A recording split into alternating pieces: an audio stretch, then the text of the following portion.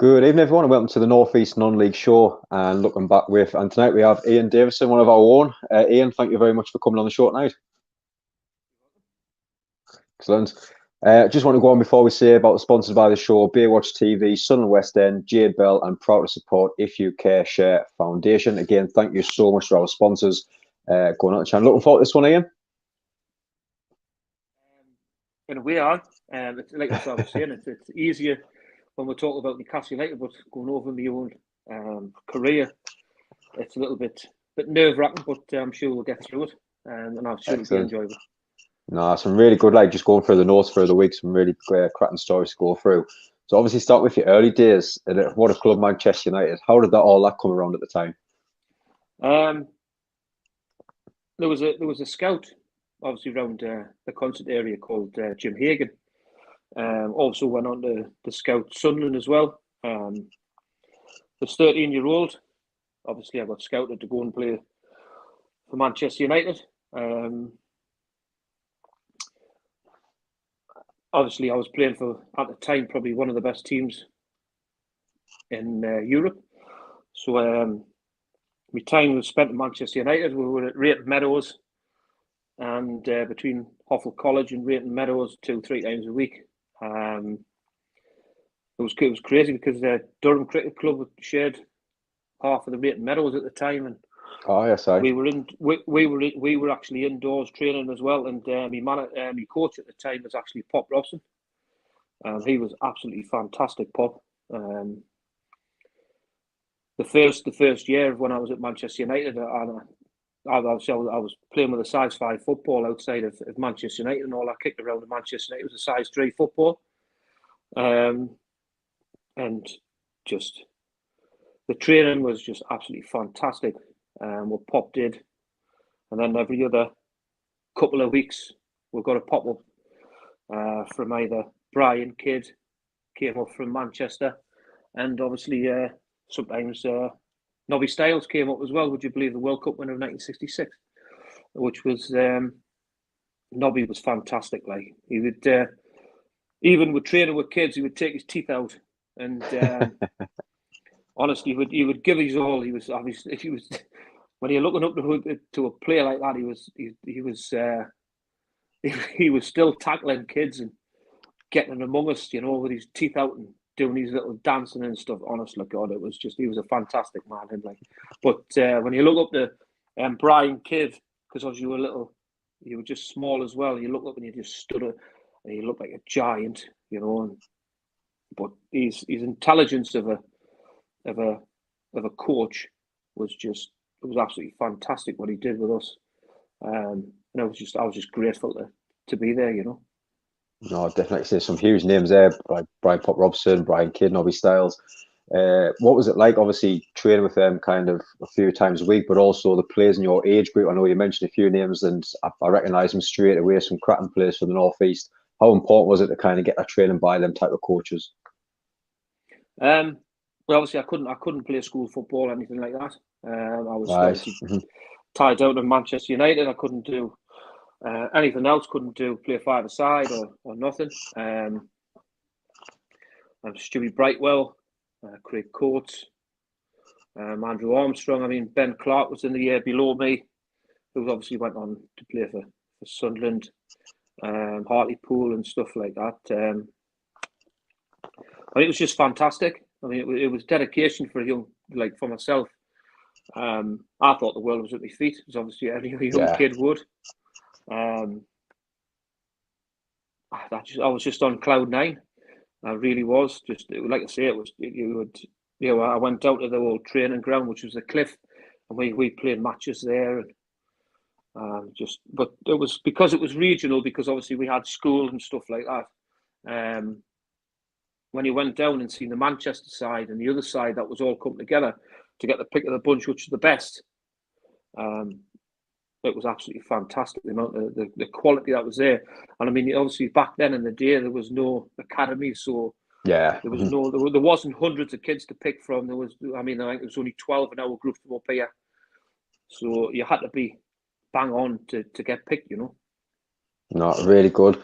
And obviously, 1996, leave Man United, that point after kind of the years that you spent training with them, was it kind of like a gut-wrench feeling at the time, or do you think because you've had the experience with them coaches that you can go on now and do other things at other clubs at that point?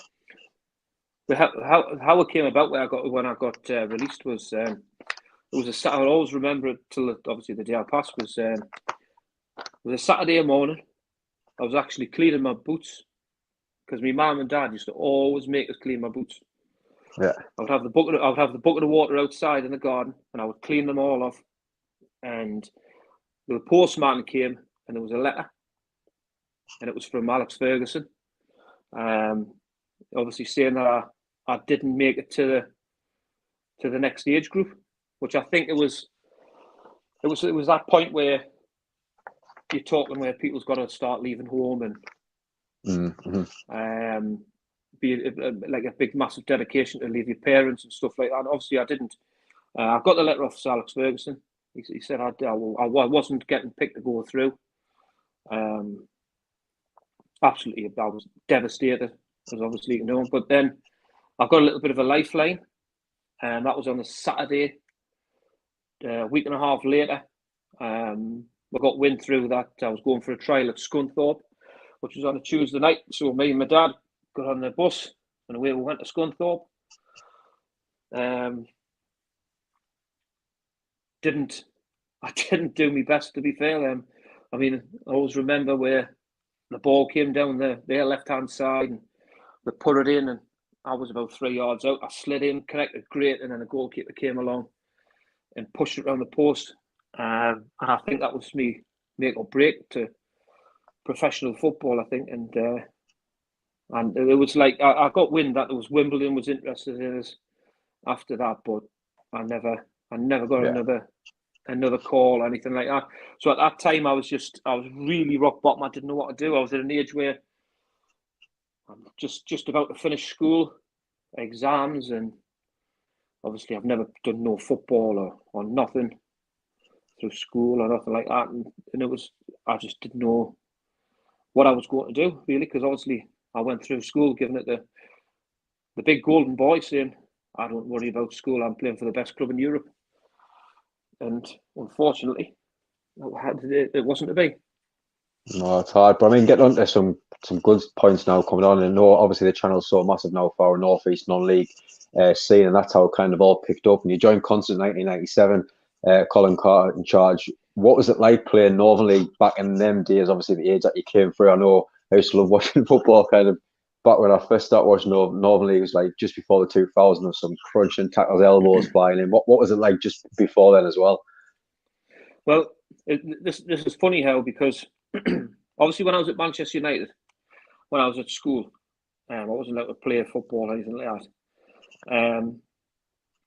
The PE teacher was called Colin Carr, and Consett were actually low on numbers, and obviously Colin knew I wasn't doing nothing really like that because my dad played darts. My dad played darts with a math teacher who was called Annie McCardle on a Tuesday night, and I don't know if they spoke anything like that. So obviously the teacher that I couldn't play football with at school. When I turned 16, I was 16 at the time. Also, it was 1997 season because I was March born, and it was still in 97, so I was still 16. Colin Carr picks the phone up and says, "Would you like to sign for Consett?" And I'm thinking, hang on a minute. After I finished Man United, I wasn't allowed to play for school or anything. He wouldn't pick us for school, but now I'm a man. He wants us to go and play for Consett. So I thought, yeah, why not? So I signed. And my debut was, would you believe, was away Tuesday night at Towlaw. Nice warm start. I'm not kidding you, right? There was obviously it's foggy in August. There was mist on the pitch, and honestly, back then Towlaw had these players that were, I would say they were about 6-footers. No doubt about it. The right back was a 6-footer, and would you believe, Stephen Robson, which is Pop Robson's son, actually played for Consett, right, at the time, and Stephen Robson got injured. So I was this little 16-year-old sat on the bench, And Colin looked at us and went, "Are you ready to go on?" I said, "Oh yeah, no problem." So I had my Brian Robson shin pads on, and I says, "Right, I'm ready to go." And I went in at left back, and the ball went in front of the dugouts, right in front of the main stand, and my dad was in between the dugouts, and I hit this 50-50, and I sent it right back. It was 6 foot, about 4 foot in the air. And my dad turned around and goes, "Do you know what it is, son?" He says, "Northern League's all right for you." But I had to do it. But I mean, back in the day, you had to just be, you couldn't be a fancy Dan because the pitches were terrible. No, that's it. You had to work hard, and if a lot of the time, I mean, some teams had fantastic players, but a lot of the teams, they had much mud on their shirts. They would win because they give it their all.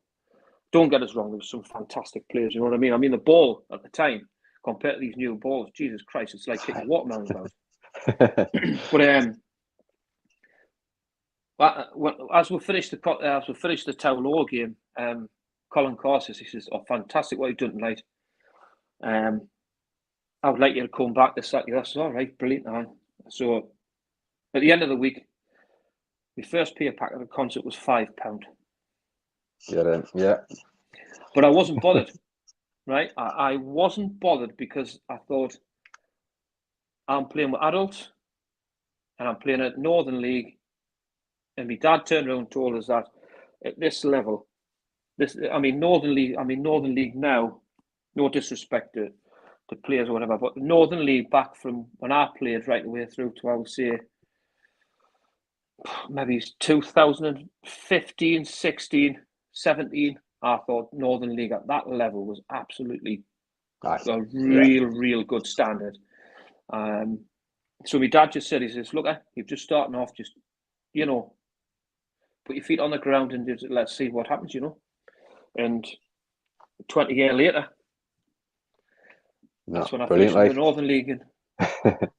No, really good. And obviously, like you say, after a season and a half as well, you're starting to get settled into the league and joining Chester Street with Paul Bryson in charge. How did you enjoy your time there? Well, with being a Consett at first before going with Chester,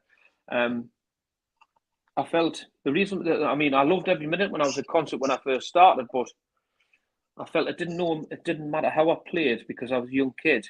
He would always put the older player back in. If he wasn't available, or so it kind of knocked me ending a little bit. But I think that's kind of a pattern when a manager trusts kind of players who would rather, as much as somebody's playing well, he would trust somebody else that he's brought in. So that's probably that's why I left. Well, I didn't leave on bad terms or anything like that. Paul Bryson approached Consett for us to go there, to go to Chesley Street. They were recently promoted to the first division, which obviously I had a chance. All he wanted to do, what Paul said to me, was just come and play football. And that's all I wanted to do as a young kid. I didn't want to be in and out. Exactly. In and out, you understand if you're playing poorly, but I felt I was playing quite well. But obviously, like I say, I was just a young bear. So obviously I went to Chesley Street. But I'll tell you, I learned some. There was a bloke. Obviously, Paul Bryson was a player manager at the time, and Paul Bryson would take every throw in, every corner, every free kick. Absolutely fantastic fella, mind, and his knowledge. You just knew he was going to go on to be a fantastic coach. Obviously, what he's done now, great things. Sunderland and Gateshead, you could just tell he was absolutely brilliant. But there was a bloke. It was Mickey Carroll. I've never seen at that time. I've never seen a player take corners, free kicks with both feet.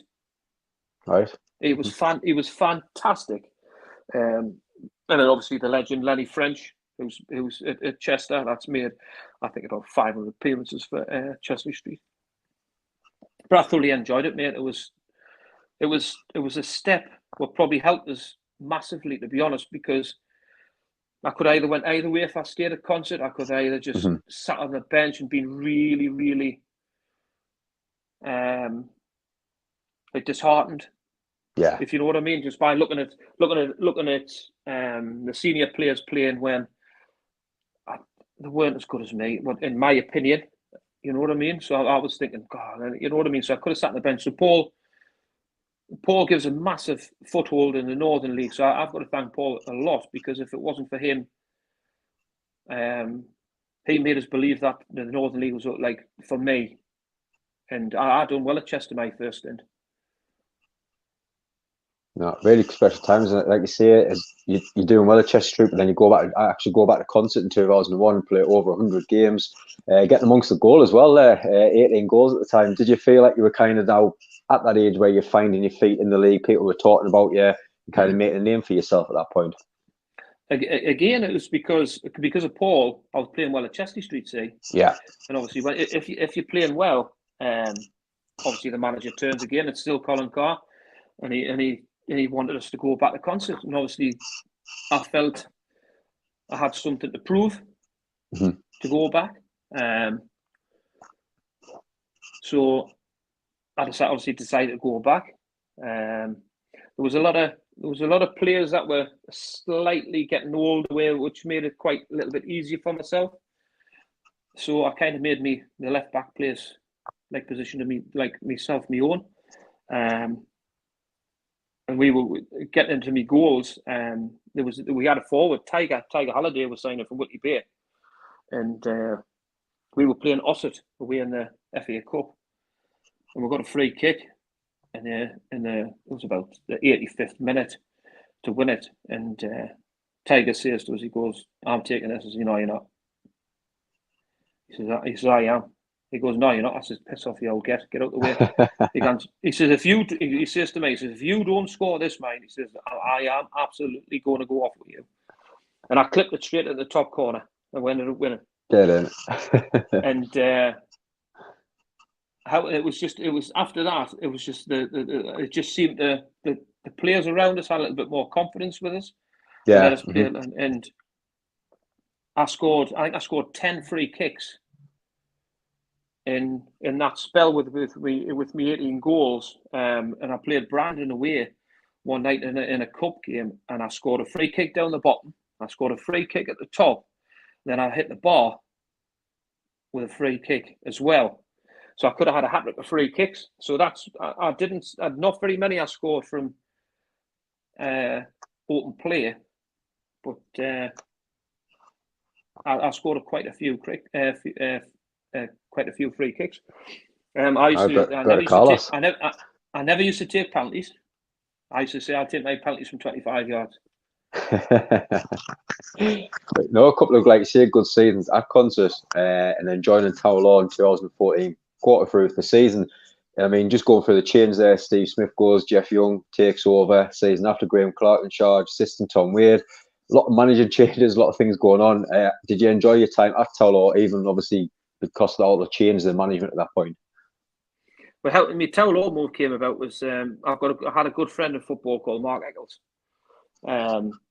And obviously with me playing a Consett, Mark was at Crook, and he signed for Tower Law. And Mark was trying to push the move behind the scenes for me to come to, because when we were at district level and county level, I played left back and Mark played in front of us. Right. Mm-hmm. So what he was trying to orchestrate the move with Steve Smith was for me to come and play a left back, and him obviously play in left midfield. So that's how that move came about. So I thought, Tower Law at the time, mate. I mean, Consett was struggling. We were hovering a couple of seasons. We were down. We were roughly going about 14th, 15th, 16th in the Northern League, everything. I mean, Tower Law were there, were pushing top four. They were runners up. And I looked at the bigger picture and I thought to myself, do you know what it is? Tower Law's, I wanted to try and win things.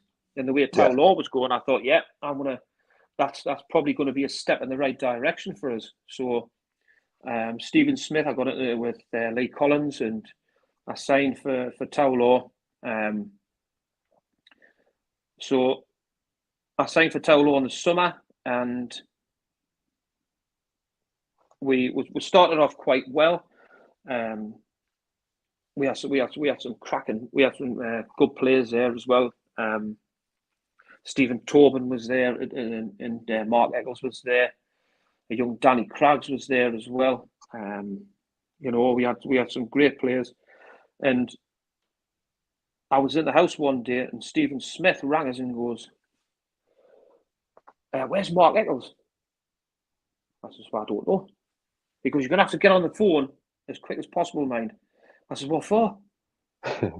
He says he's going to sign for Gretna, because Gretna then was right. Gretna was then pushing. Going up the pyramids, right? So I'm going, "So what do you want me to do, like Stevie?" He goes, "Get on the phone to him and stop the move." You want me to get on the phone to Mark Eccles and tell him to play for Towlaw or go to Gretna? I said, "You're kidding, right?" So he goes. So anyway, I get on the phone to Mark, and I says to Mark, "Of course, Stephen Smith's actually asked us to ring you up and say not to go to Gretna." He goes, "I've already signed." I says, "All right. So what am I going to say to him? Tell him I've already signed." I says, "All right." So I rang Stevie Smith up. I goes, "I've got some bad news, Stevie." I says, "Mark's already signed for Gretna." He said, "I knew you were always useless," and put the phone down on me. I thought, you know what it is? I'll tell you what it is, you know. I think that's always like. But I mean, Stevie Smith, he had a rough time at Towlaw. Things didn't go his way.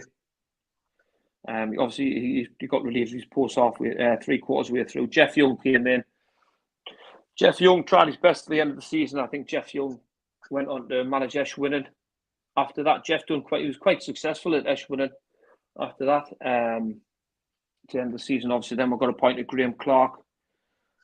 Graham Clark came from Blythe with Tom Wade, and honestly, the change from Stephen Smith to Graham Clark. I mean, Graham came from FA.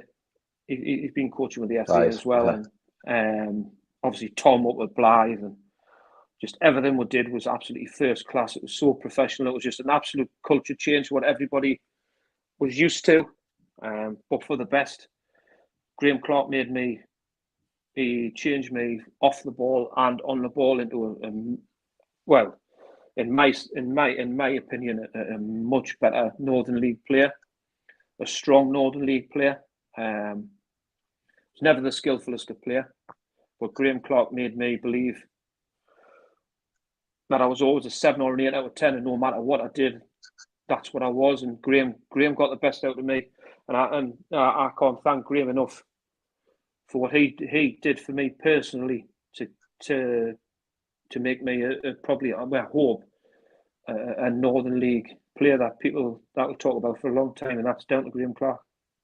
No, it's amazing. Like you say, you kind of go for a spell and you think, can I get any better? I don't think I can. And all of a sudden, just that manager change where they're coming from a higher level, or you say getting the coaching badges or working for the FA, and it just develops that play even more. It's really like you say, exactly like our manager at the minute, Eddie, how it can turn players around. It's amazing what coaches can do, really, isn't it? Yeah. I mean, it's not that. Tom was fantastic as well. Yeah. It was a great partnership, the pair of them. Everything worked. I mean, he brought some fantastic players. I mean, Carl Pepper from Whitley Bay was absolutely brilliant. Also, you had Carl Beasley. Honest to God, Carl Beasley. Cracking player. He was on the right side, left. He was on right back. I was left back. And at the start of the season, me and Carl would say, "Right, how many bookings are we going to get this season?" and Carl would say to me, "Says I'll get 13. 13, then you would get suspended. It wasn't none of these Christmas ones where you would get so many by Christmas and then right. Yes. Carl would say, "I'll get 13. I'll go, all right." So me and him we'd get stuck in, me and Carl. He brought in Liam Connell, the goalkeeper for us, was fantastic, and he brought Lee Hamilton in from Workington. And James and Tom, I've heard Tom as well on your show before talking about James and Robert Huntley. James and Robert, them two were just absolutely brilliant midfielders, and we were really pushing in the right direction. We were, but I don't know what went on behind the scenes. I don't know what happened. But Graham lost a little bit of interest, and then obviously the the last game of the season before he resigned, he had a meeting in before the game, and he goes, "I'm going to let you." He says, "Look," he says, I'm leaving, and so is Tom, and I'm going to let you make your own views of the new manager that's coming in." He said, "I'm not telling you what to do. It's up to you." I was devastated, mate, because I thought Graham was fantastic. And I thought to myself, do you know what it is? I'm just playing. At the time, I was playing brilliant, and I thought to myself, do you know what it is? I'm just getting a manager that I really, really trust. He believes in me, and I just thought to myself, do you know what it is? It couldn't be a worse time for me at the time to go, because I was at an age where like the make or break again, where it's you're kind of in your prime, where you're like you're 25, 26-year-old. And he goes, "I'll let you make your own mind up." And obviously Graham and Tom went. And then the last game of the season too. I'm not going to name the managers that came in, because obviously that's disrespectful. But I've seen enough of their team talk, whatever, and I just didn't go back to the football club. And Graham says, he goes, "You make your own mind up." It wasn't just because he said that. I just knew going from his professionalism to what I was going to be around, and I didn't have no trust in it at all. And I just thought to myself, right, it's time for us to make myself a new little direction. I was clubless, didn't know which direction to go, and I was sitting in pre-season waiting for a phone call to ring. Yeah, but along comes some big moves, which we are going to get on to next as well. I mean, again, thank you everyone so much for watching. Now, we've got a lot watching, which we really appreciate your support. If you haven't already, please hit that subscribe. Any comments as well, get them in. We'll try and get them read out as well. But yeah, getting on to the big move in 2007. I know we kind of talked about it when we were chatting about Durham City last Monday night when I was with you, and we kind of just said it's just a shame what that club's like, because back in them days to play for Durham City, it was special as well. I mean, what was it like to get the call from Durham City to say, "Yeah, I'm actually going to go and play for Durham City now"? Well, obviously going back to me being clubless in the summer, Barry Fleming picked the phone up because he just took the Washington job. Yeah. And they'd just been promoted from the second division. So, to be fair, he was the only phone call I ever got through the summer. So I had no other choice to take the club, or I was just going to be sat with no club whatsoever. So I went through pre-season with Barry. I enjoyed it. Craig Marron was there, Dan Smart, old Willie Moat. Honest to God, Willie Moat used to play for Willie Bay. I think he was about 42 at the time, still playing for Northern League football. He was fantastic, Willie Moat. Ross Preston played there, so we had a half decent side, and I was only there for about 6 weeks, and in about the 6 weeks, I got a phone call off Lee Collins, asking would I be interested in obviously signing for Durham. At the time I just thought, well, have you spoken to, first and foremost, I said, have you spoken to Barry? And he says, no. I says, all right. I goes, well, leave it with us and see what materialises. And because obviously I said I had a game on the Tuesday night at see him away. Right. Mm-hmm. So I said to Lee, I goes, you're going to have to leave it a couple of days and see if anything materialises, or you're going to have to make the 7 days approach to see what comes, because there was word that Stephen Capper was going away to Ireland to study, I think it was. So obviously his left back position was a little bit weak. So anyway, I'm down at see him. Barry plays us at right back. I got tortured. Lee Collins was down there with Richie Pitt watching. I thought, God, this is my move. Finish this. Like I'm not going to get to Durham. So that was on a Tuesday. Anyway, the Thursday, he says, we've got to go ahead. Do you want to come and sign? So I signed on the Friday, and the first game, we didn't have a Saturday game because, we did have a Saturday game. Consett beat them in the FA Vars at home. And then would you believe, I went, and my first game was Washington away on the Wednesday night. So I went with my bag and everything, and Lee goes, this is Ian Davison, we've just signed him, this, that, the other, blah, blah, blah. Everybody looked, and honestly, I didn't have a clue who was in that change room at the time, you know what I mean? I was just, because obviously I was surrounded by like the normal players and stuff, and he named the 16, I wasn't in it. I thought, hang on a minute. He's just signed me here, and I'm not even in the 16. Ben and I only turned up with the T-shirt. So it's a Wednesday night at Washington, and I'm walking around, and I says to my dad, I goes, Dad, he's just signed me here, and I'm not in the 16. He goes, I'll be all right. So anyway, we went to the Saturday game. I wasn't in the 16 again. It took me 6 weeks to get into the to get into the 16. But obviously, when you look back, when I first signed, all my friends and that was saying, and going, why on earth have you signed for them there? Because obviously, when you start looking at what kind of player was it Durham, they're saying you'll never get a game there. I don't know what you're doing. You're wasting your time. You're not even going to be the 16. You're going to do this. Look, because at the time I wasn't even in the 60, and they were saying you're not getting a game. What you're doing, you may as well stay with us. You may as well, because obviously that's a little bit of jealousy came in. See, so how it came about, Tommy English broke his foot, and we were playing Spennyville. We were away. And Lee Collins came up to me. He goes, "Will you play centre half for us today?" I said, "Centre half?" I said, "I haven't played centre half in my life." He says, "I know you'll try your best for us." I said, "I'll try my best for you no matter what." And there was Stephen Harrison, there was Martin Bowes, Andrew Bowes, Andrew Bowes, and myself, and Stephen Capper was the back four. And Capper Capper was just, he was special. He was. And he made my job so easy because he just talked us all the way through the game. I didn't put a foot wrong, thank God. I mean, Spenny at the time and all, they were trying, because they had a little bit of rough time. They were trying to get back up, but we were flying. You know what I mean? And Kappa talked me through the game, and I like I say, I never put a foot wrong. But then we had with Kappa going away, so then I would just drop into left back.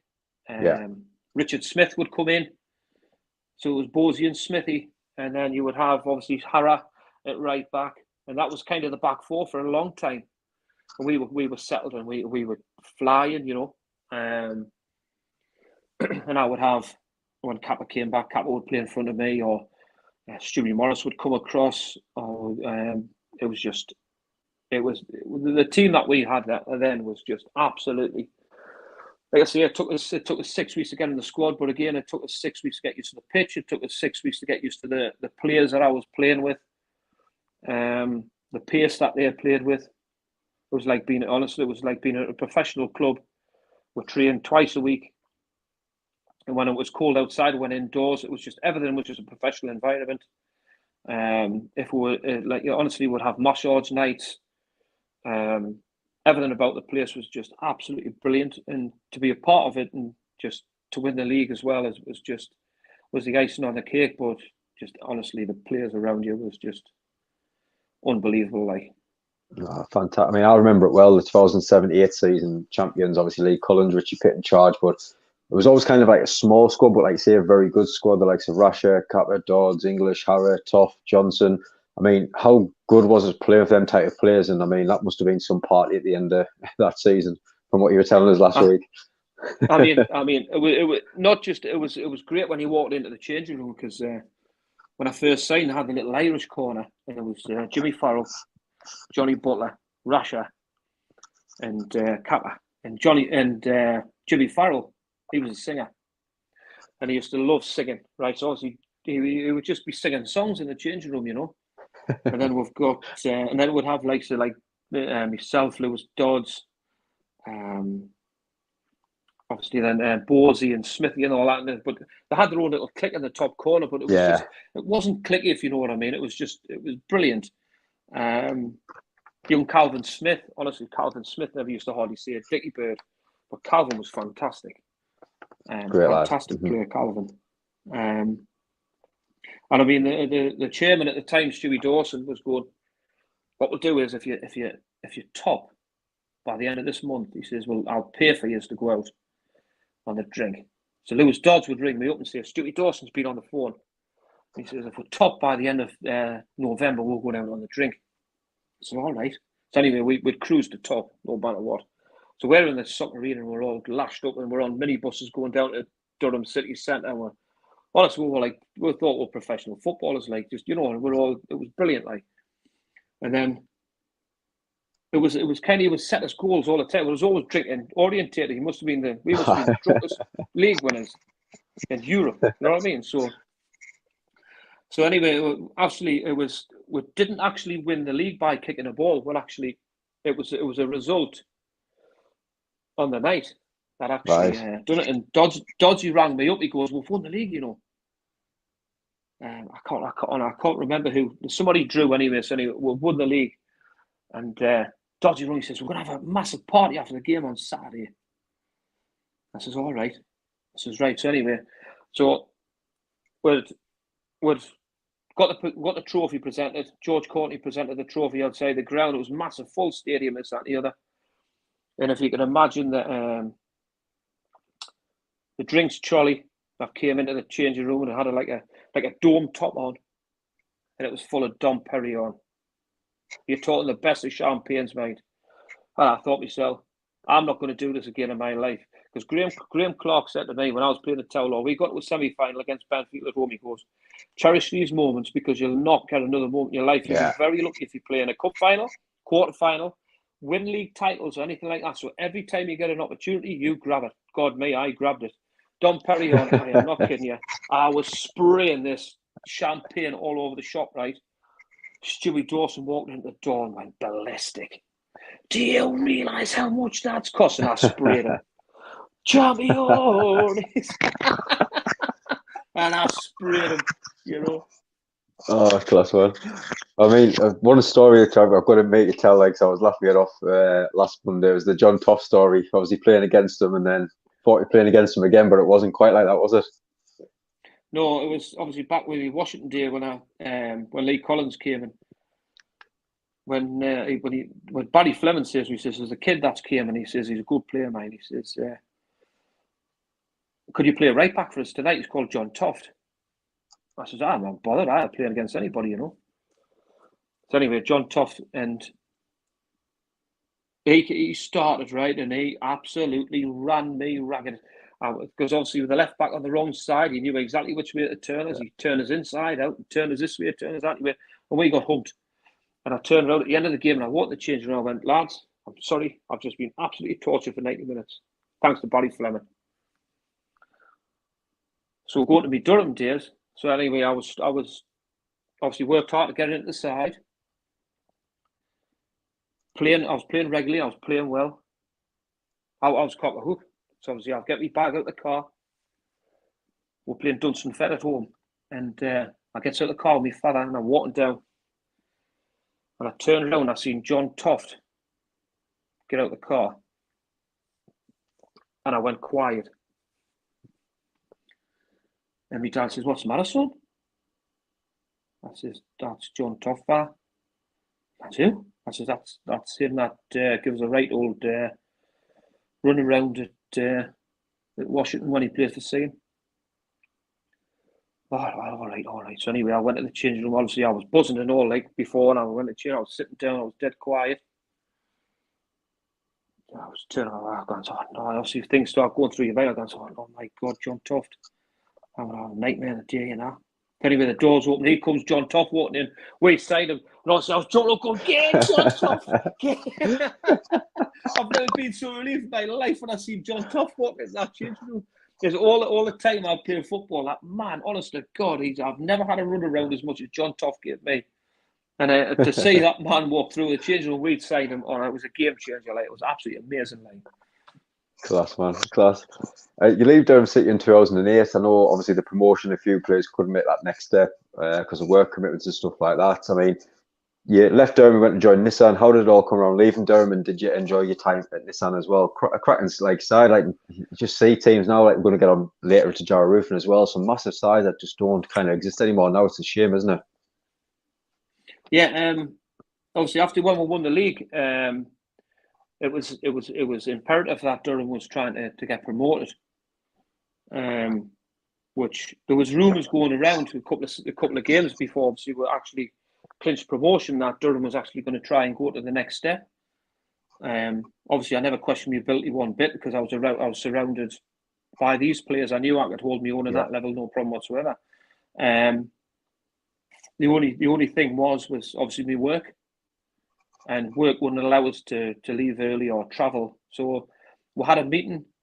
It was a couple of days after we won the league, and it was basically a raise of hands. That's all it was, and I was the only one that couldn't commit to move up. And that's the only reason why I left Durham City. I was absolutely devastated again. It was going back to like me Man United days where when you've kind of worked hard through everything, and then you get surrounded by these such good players, and then just to have it basically, I was there from September till the end of the season, and I didn't want it to end because I knew it would have made me such my football came on that good when I played for Durham. I knew I could have been even better being around them players for another 5-6 years. Yeah. I was devastated, but Gary Pearson, God rest his soul, he rang us up and he asked us would I like to go to Nissan, and he told us about the players that they were going to push to sign. Obviously, Josh Gillies was released from Newcastle United. Neil Tarrant was a former professional footballer. He was there. Obviously, Carl Griffiths, who played a lot of games for Spennymoor. Carl Griffiths was there. Richard Hodgson, who's played in the FA Vars final. Obviously, Brian Rowe, who played for Winty Bay, he was there. And obviously Paul Robinson, that was at Newcastle United. So I signed there, and to be honest, I started the season really, really well, and then I got a niggly groin injury, which it halted us, but I still played through. I didn't tell anybody because I didn't want to not play, and I got a groin injury which would niggled us a bit. I was taking painkillers just to get through the games, and it slowed us down a little bit. And we were second in the league. We were flying. We were doing really well. And we played Scarborough Athletic away in the FA Vars because they were playing Bridleton Town, who were ground sharing with Brid Town when Scarborough Athletic came back into things. And we actually went down there on a Sunday, and we played in front of 1,100 on Sunday. Scarborough Athletic, they had bus loads going down, and we went 1-0 down quite early on, and then Richard Hodgson scored a cracking goal. Then Neil Tarrant scored an absolute beauty, and it was 2-1. And then they scored later on to go in extra time, and then we got beat in extra time. But honestly, the highlight of that day was absolutely brilliant. Andrew Stevenson was on the bench. It's a classic. Wilf Constantine was the manager at the time, and obviously he's looking for people on the bench to come on. And he says, Andrew, go and get yourself warmed up. And he was eating sausage, chips and gravy. Honest to God, right? He was eating sausage, chips and gravy, right? And he goes, I'm not going out. I'll finish this. I'm starving. That's what he says. I'm not going on this. I'm eating this. So anyway, we got beat 3-2. And I think there was a couple of games after that. Again, I was struggling with a groin injury. Wilf brought Brian Fairhurst in from West Auckland, I think he played for. He played Brian in front of me. And at the time, I was playing for Greenside again on a Sunday. And the assistant manager was at Consett was David Hagan, David Hagan was in charge of Greenside. And obviously David was talking to me and saying, if you're not happy there, he says, come and play for Consett. He says, we're actually pushing for the league. And I thought, he said, you know, this is a chance to get back-to-back titles, this. You know, so that's that was my little brief spell at Nissan, so I ended up going back to Consett. Yeah, getting on to the Consett days as well. And just before we do, again, a massive thank you everyone watching, hitting double figures there at one point. Really appreciate your support. If you haven't already, please hit that subscribe as well. But yeah, getting on to the Consett, the Tower Law, and the management day is kind of in there now as well. And I always remember that the Consett team around the 2008s when I really started to take really love interest in the Northern League and what a cracking side there was. Obviously, Kenny Lindo in charge, like so Robson, Dickman, Pounder, Ormston, Pisha, and you finished second in that season. And I always remember being a cracking season overall. Was that a good first season there? Well, we obviously are signed probably just over halfway through the season. And there was quite a few players that were playing on a Sunday that was playing for Consett, obviously through David Hagan. My good friend Craig Robson. He's a fantastic little player, Craig. Lovely left footer. Obviously played for Newcastle United, Carlisle, Vancouver White Sox over in Canada. But obviously John Joe Dickman, David Pounder, Gary Ormston. Gary Ormston was just absolutely brilliant. Carl Picker, he got Northern League Young Player of the Year in his first season for playing for Consett. And then you've got obviously like Stevie Johnson, who was just a prolific goal scorer. So we had at a time it was really, really a really good squad, pushing for another league title. Again, it took us a while to get into the side.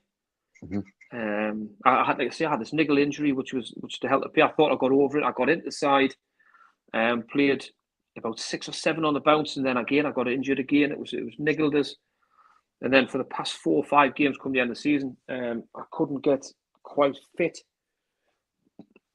And then we went to Whitley Bay at the end of the season. I think we're racing to a 2-0 to win the league, by the way. And I think we got beat. I'm sure we got beat 3-2 or 2 each. It was a draw, and the results went out of the way, and we actually lost the title on the day. So it could have been back-to-back titles, but a runners-up from going a title winning at Durham to a runners-up the next season was absolutely fantastic. And then I obviously rested through pre-season. Felt my groin was okay again. Worked hard through pre-season, but then you know yourself where managers bring other players in around. Obviously, and I'm starting to question, and I put a little. I went to Kenny and I says, "Look," I see what's going on. I've been around the block a bit. I know what's coming." He goes, "No, I want you here." So I was like, "Right, fair enough." And David Hagan actually rang me up on the Friday night and goes, "Look," he says, "Have you, mate? He's going to leave you out to 16 tomorrow." I was like, "Right." He goes, "But don't obviously make on that I've told you." And I was like, "Right, fair enough." So anyway, the first game of the season was Whitley Bay away, and he says, "Look, I'm leaving you out to 16." I goes, "Kenny," I says, "Look," I've asked you through pre-season. I says, "I could have had a pre-season with another club, and you've waited until the first game of the season. You've left us out to 16. I goes, "I think it's a little bit disrespectful what you've done for us. So Gans put us on the transfer list." So I ended up going on the transfer list. Yeah. And obviously moving to Tower Law in 2009 and sponsor pulls out, everyone leaves, tough times, you take over player manager. Did you ever think that was going to come such early days in your career? Well, halfway through the season, Tower Law changed managers, and actually David Hagan went in a manager at Tower Law. Obviously we were playing on a Sunday morning while all like bits of Consett was playing. David, Daniel Craggs and myself, Craig Robson. We had a great side on a Sunday as well. So it was obviously when David took the job, his first assistant manager he brought in was Eric Tate, who was former Berwick Rangers player and manager, and he picked the phone up me and goes, "Come and play for Tower Law." So we had some. He asked us to come up there, and that was when the likes of Gav Mudd, Richie Foster. I mean, Richie Foster played for Blythe Spartans, was a fantastic centre half. Richie Foster, Stephen Tobin was there. Obviously, Daniel Craggs, Louis Teasdale. Some good, really, really good players. And David took over at Tower Law, and they were hovering above the bottom. And from just over half a season, what we did, we actually climbed up to about 8th of the table. So it was it was a brilliant effort from David and Eric, and obviously the players he brought in. I mean, some of the names as well that I've missed off. It's Michael Ford was there as well.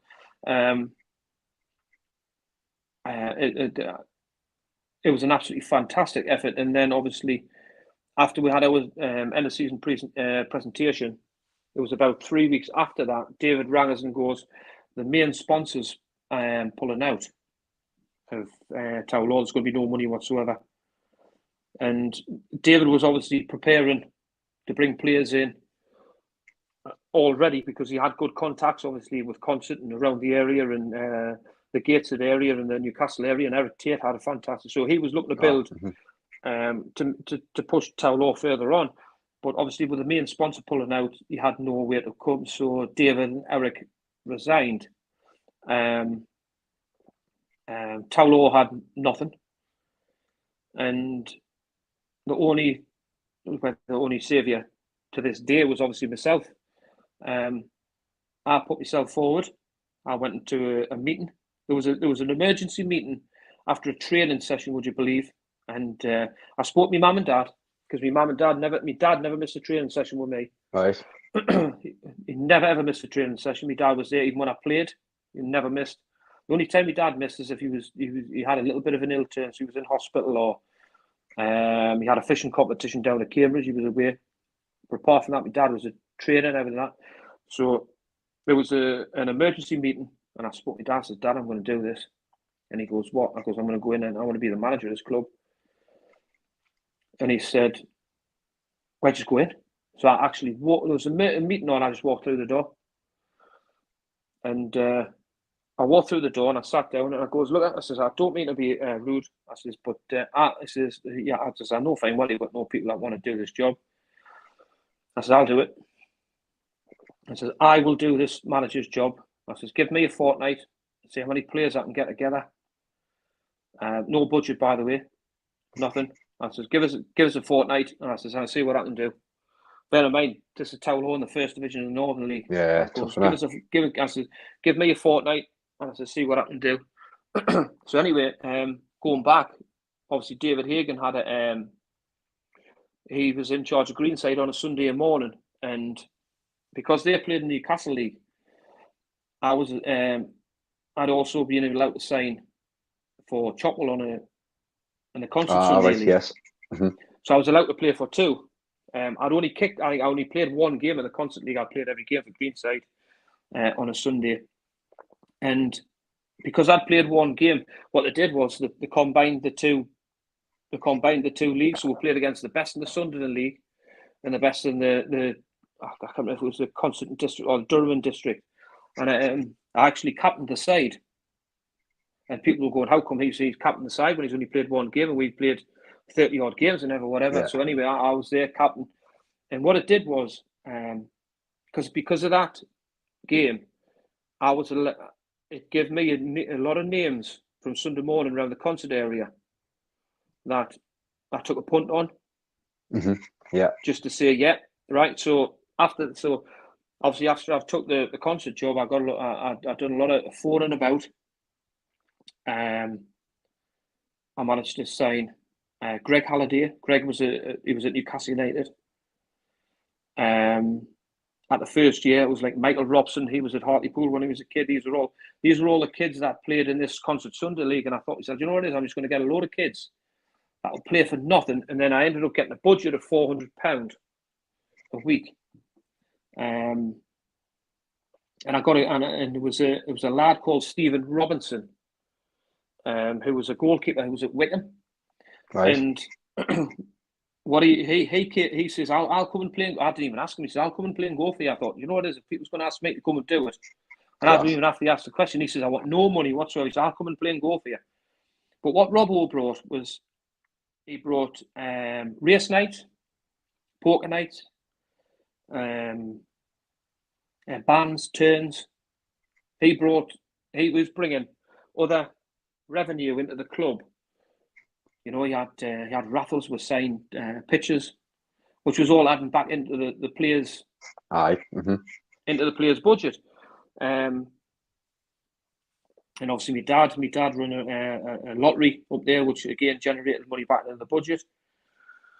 So it allowed us just a little, God, I'm saying stretch it, God almighty, it must have been an extra 30, 40 quid, you know what I mean? And it allowed us to bring just another little bit of a quality player in, which at the time was a kid called Johnny Hubertson, and he was it was a Consett at the time, and in Consett, Kenny actually signed him from Dalton, and little Johnny wasn't getting a game, and I thought, so look, Kenny, I'll bring him in on loan, and I'll just play him no matter what.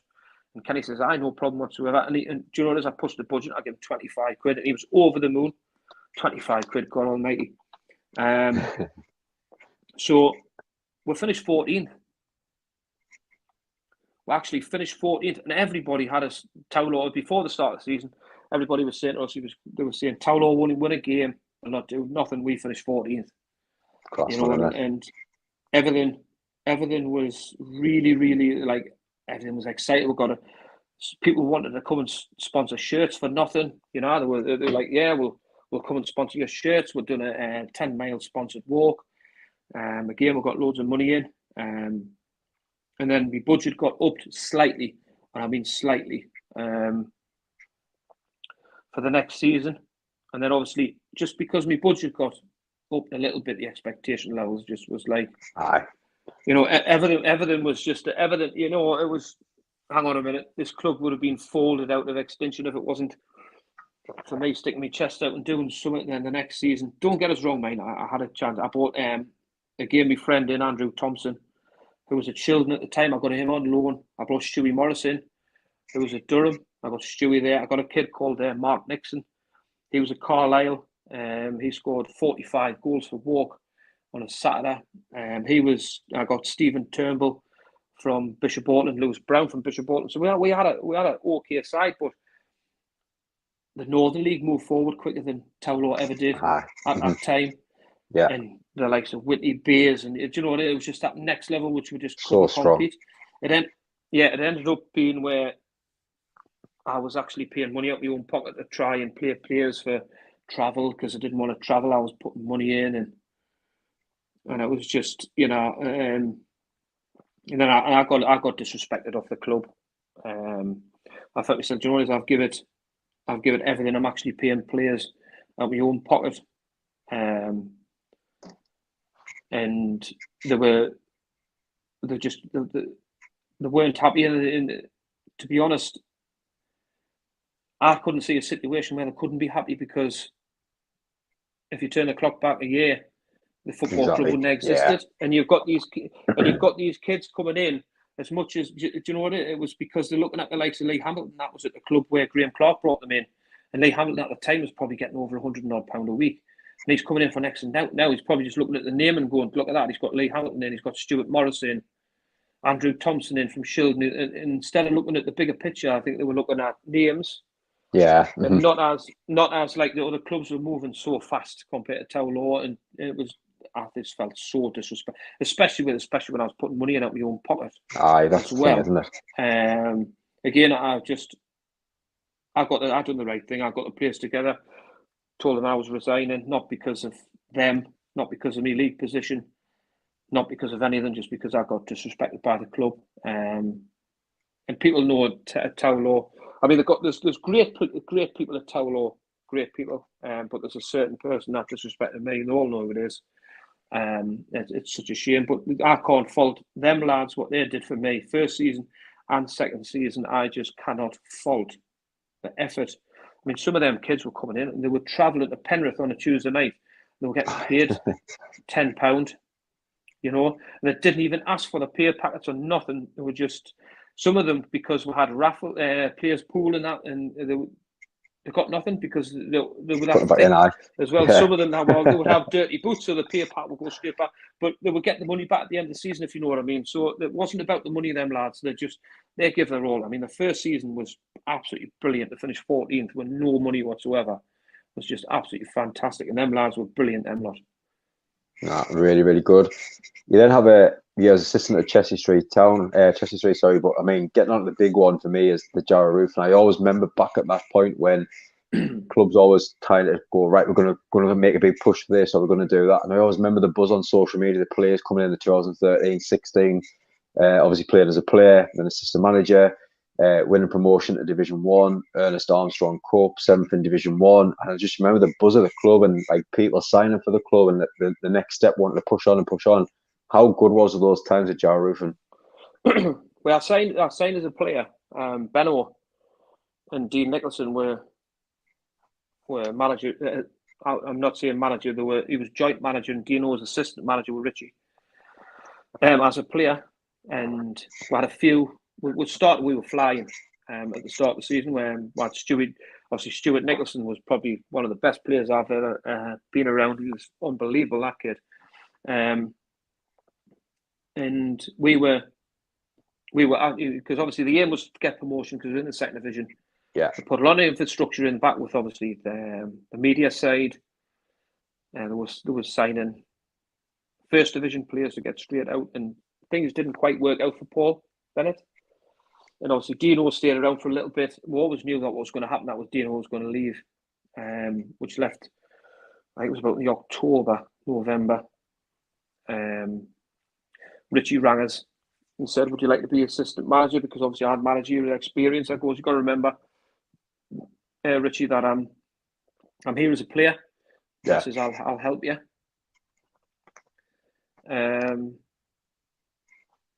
But the thing is, it was that good. I forgot about the playing side.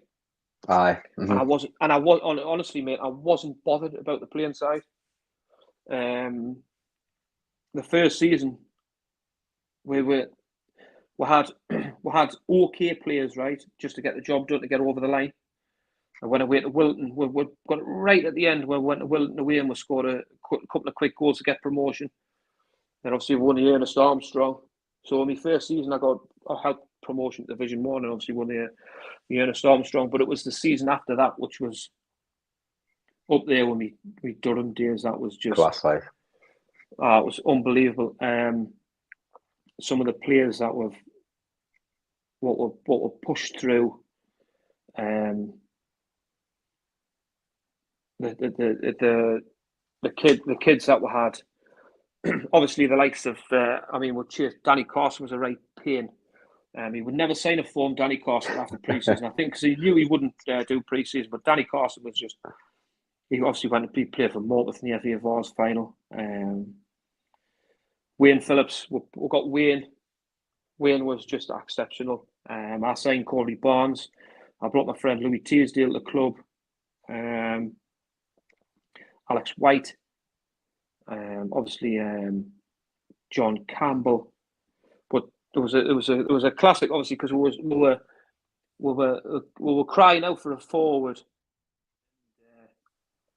Richie says to us, he goes, "We need a forward." I says, "Why, look at that." He says, "Andrew Johnson's available at Spennymoor, he's going to be in the reserves."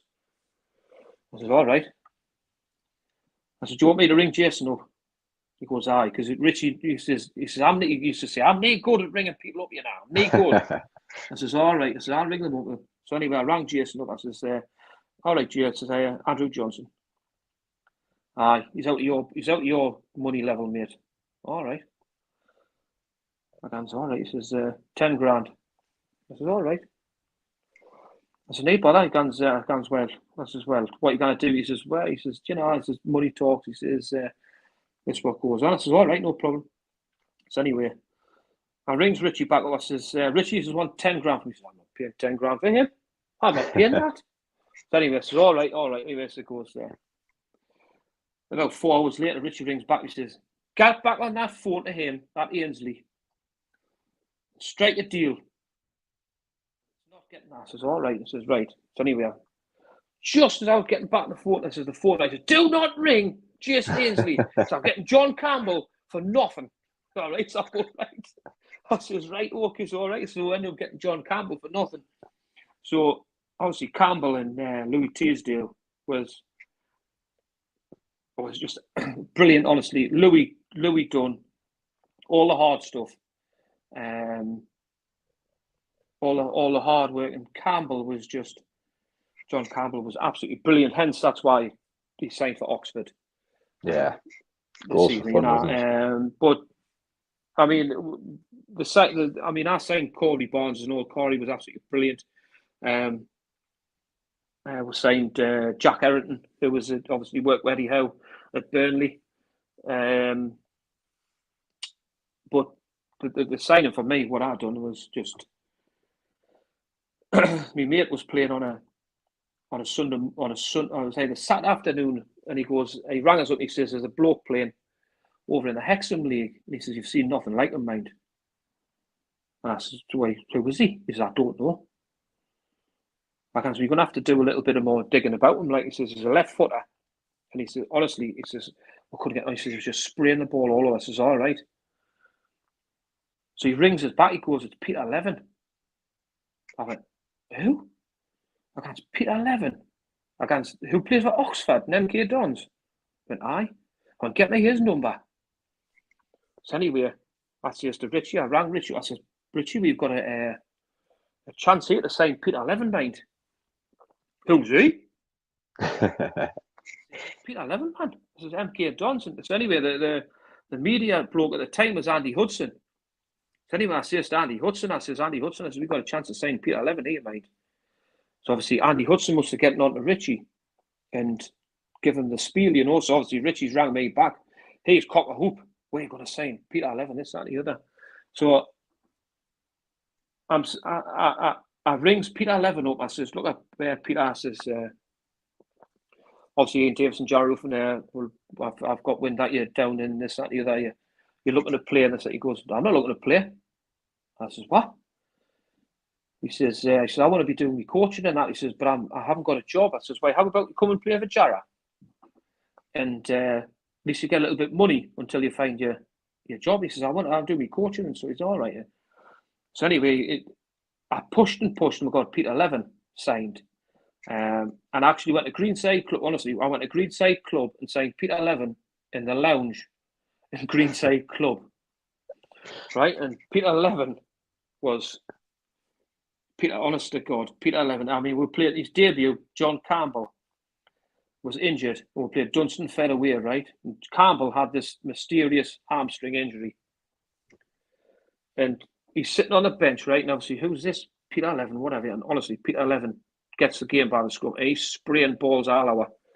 Campbell gets off the bench. He goes, "Boy," he says, "this kid he can score me goals. I'm ready for next game." Like. So Campbell's off the bench and he's wanting to go, like. No, some cracking like me. Campbell and Mackay. I mean, he's one of my all-time favourite strikers in the Northern League. Mackay. I mean, it must have been not easy, but knowing that if you have one of those up front, the ball's in the back of the net every game, isn't it? At one point in one season, mate. I mean, that was the season after when we signed Michael. We went from having Campbell and Louis up at one season. Louis went to South Shields, Campbell went to Oxford. So we were struggling for a forward. We had Malky Morian for a little spell, got from Blythe Town. He ended up leaving and going to Dunstan Fed. So we ended up signing Paul Chow, which was obviously Paul started off at Jarrow. Paul Chow's a brilliant, absolute professional. So it was Paul playing with another or somebody trying to fit in. So we were crying out for another forward. And I got wind Michael was unhappy. So I done a little bit of digging about and got his phone number and rang him up. And just obviously painted the picture of what we're trying to do. Michael was happy with that. Obviously, we'll put the 7 days in. We played Consett. We drew 0-0 up at their place, and we actually signed Michael after the Consett game. Michael was he scored goals, mind, but he just, I don't think Jarrow suited him. Which was a shame. I think because all the onus was on him. I don't think the style of football at the time, because certain players had left the club, didn't suit Michael Mackay. But then again, I had to pursue it, because I knew if I got Michael Mackay, I knew I'd get Calvin in the summer. Yeah. So I knew I'd get Calvin Smith, because they're good friends. So getting Calvin Smith in the summer again, when we got Campbell He's friends with Michael Riley, who was at Newcastle United. We've got Michael Riley, and I got Kieran Wrightson. But these are the players that's been at Jarrow. We had Bruno Pilatos, Gilberto Champion, who played for Sporting Lisbon. It's Gilberto. It's amazing, isn't it? Bruno played. Honestly, Bruno played for England, Middlesbrough. We've had these players at Jarrow Roofing when I was there, and it just,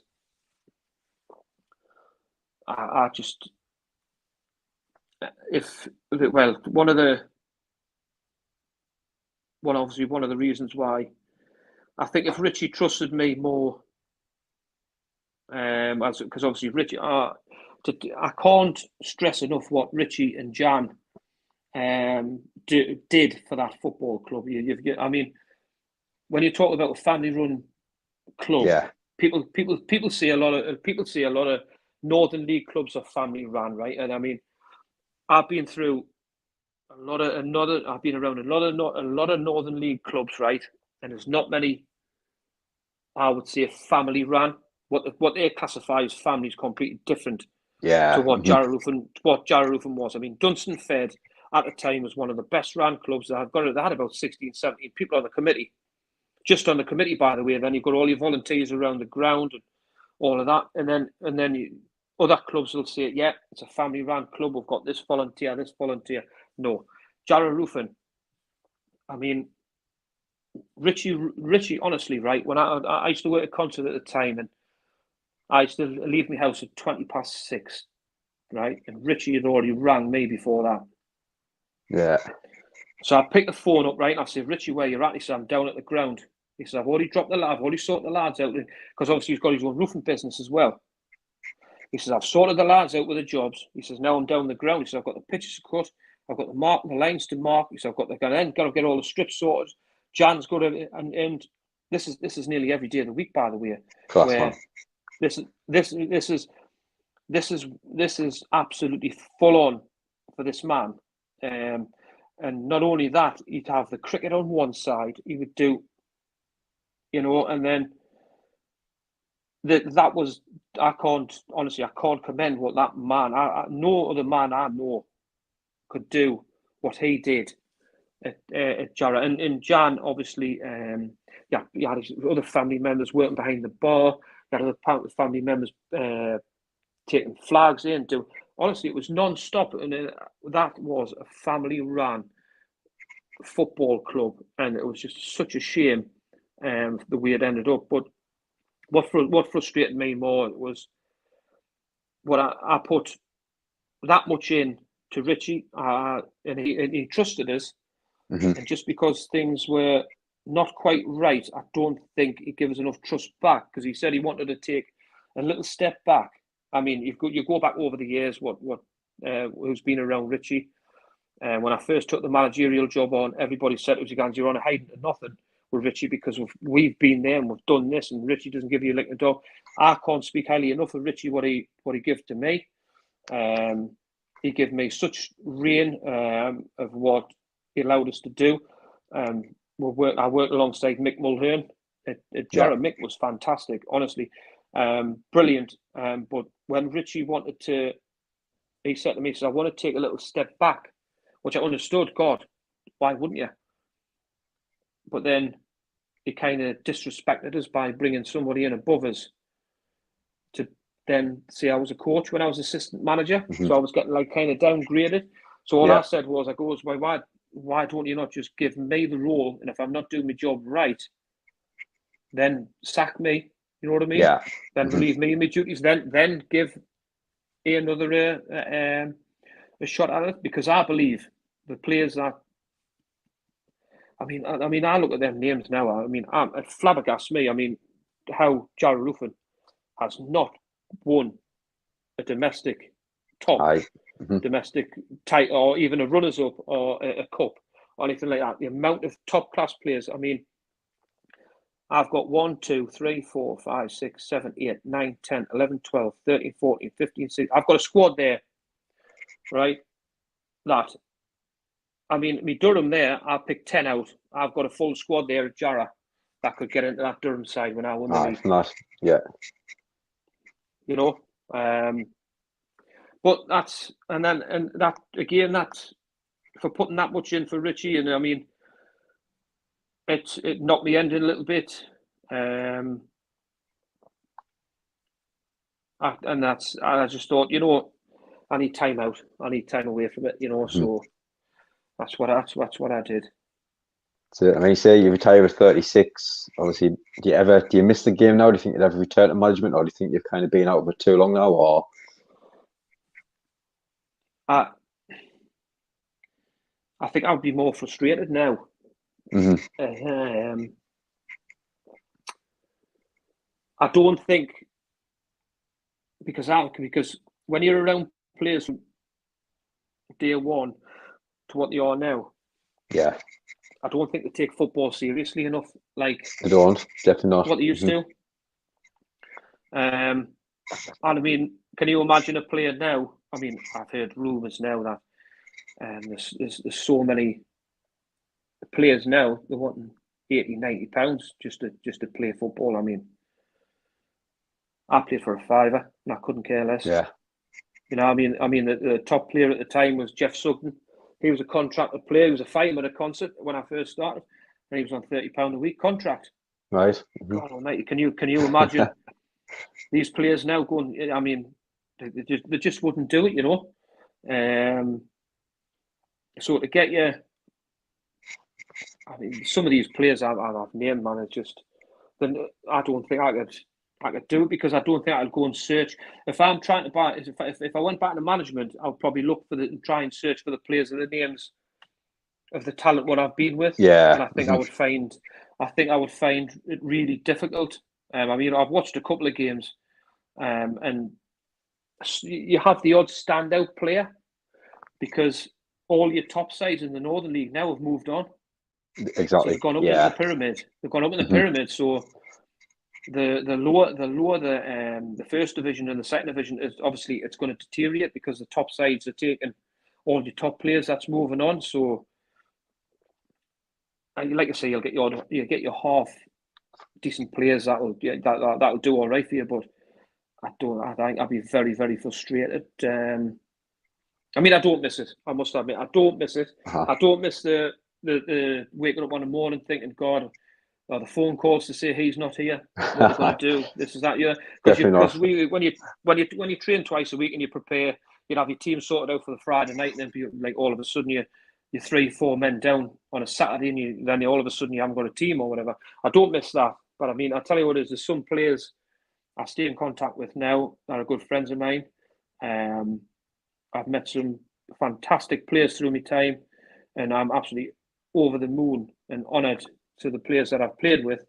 And I've got no regrets whatsoever right the way throughout my playing career. I mean, managing career, what I've done, it's been brilliant. No, really good. And that's why I look forward to our final part now, which is the quick fire round. I imagine some great questions coming here. So the 5 questions start with number 1, the best manager that you've worked under. Graham Clark by a mile. He was just to go from old school, just get it in the area and get it in a moment and get it in, you know what I mean? And then all of a sudden you've got Graham. He taught me how to be a defender on and off the ball. And the off the ball side, people didn't like. And that's why I got a little bit of a reputation of being a bit dirty little bugger.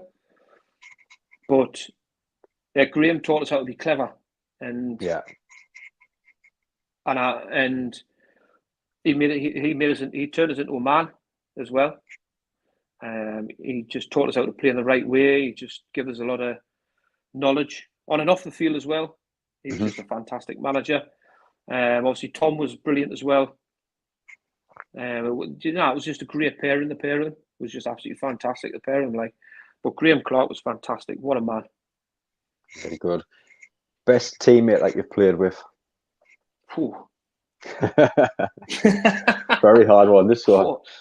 Teammate that'll do well for us. God, is that the best player or best teammate? Because that's different. See, because if you've got a best player, there's a difference between a best player and a best teammate. I'll answer both questions for you. I'll try. The best teammate ever for me, right, that would just run through brick walls for anything for it was Carl Beasley. He was just honest. He was just so tough. If anything was left, he would just take the whole lot out. Like no question whatsoever. He was brilliant, and the best player that I've played with, obviously Russia, was just out of this world. Like really good. Russia was just. See again, Lewis Dodds complimented him so much because Doddsy done so much graft. But he couldn't kick a ball straight. He was always curving it all over the shop, Doddsy. But when he gave it to Russia was brilliant. Russia was just out of this world. Like, so I'd say really Carl Beasley and Russia. Yeah. Next one, I might know the answer to this one. The best opposition player that you just couldn't get hold of, who just had the better of you. John Toft. Class. Number 4, the best footballer moment of your career. Oh, so it's got to be winning the league with Durham. You can't beat that. Yeah. Winning that title, the players around you, it was at the best part of my career as well, which I was 27 years old, just brilliant.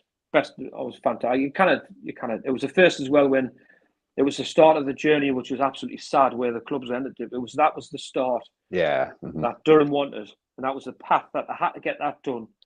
And we were the first ones to do it for them. And to have a group of players like that was just brilliant. And I was so honoured to be a part of it.